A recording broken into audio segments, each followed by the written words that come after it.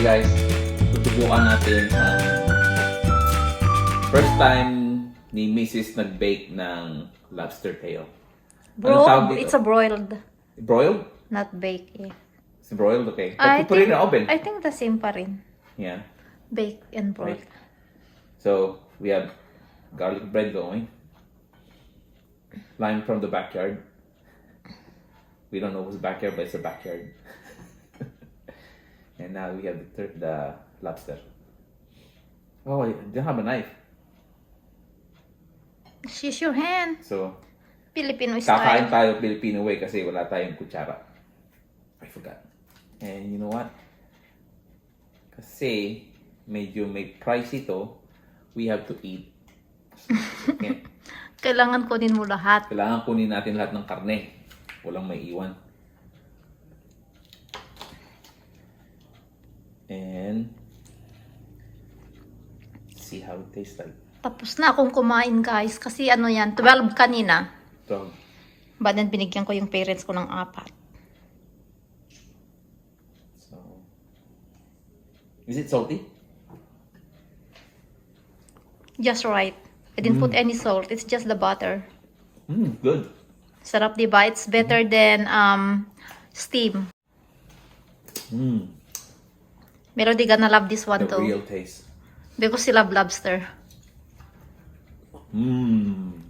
I think you're missing butter. Yeah, I think I butter, but I don't like it.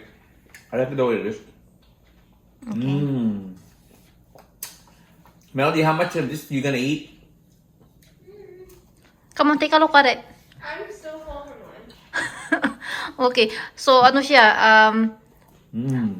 kakakain lang niya, so she doesn't even wanna think of food right now. It's not dry, especially when you put the calamans, the lemon. So this is a good garlic bread too. So that's It's a naan? ano siya, naan bread na Naan bread ano, with garlic. garlic. It's a Trader Joe's Trader Joe. brand. Masarap siya. So masarap daddy. Mas gusto ko na ang broil kaysa steam. Diba? Then you garnish with the lime.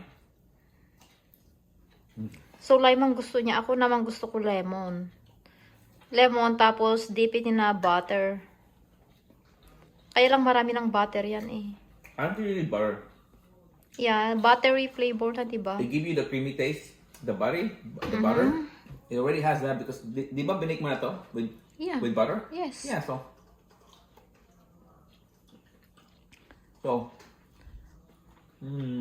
which one of this is gonna be my next victim? Doesn't matter.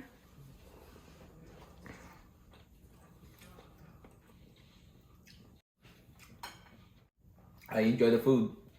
So, upload namin and then you're gonna give the receipt, the recipe, the recipe, not the receipt. Because you're not paying for this thing.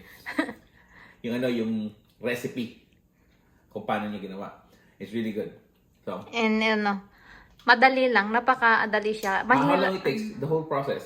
Dali lang, tapos napakasimple. Konting lang ingredients.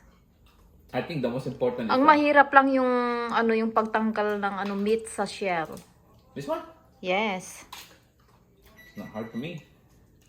No, yung i-prepare mo dad. Oh, okay. Well, anyway guys, I'm gonna enjoy my meal. Okay. Awesome. Good cooking. See ya.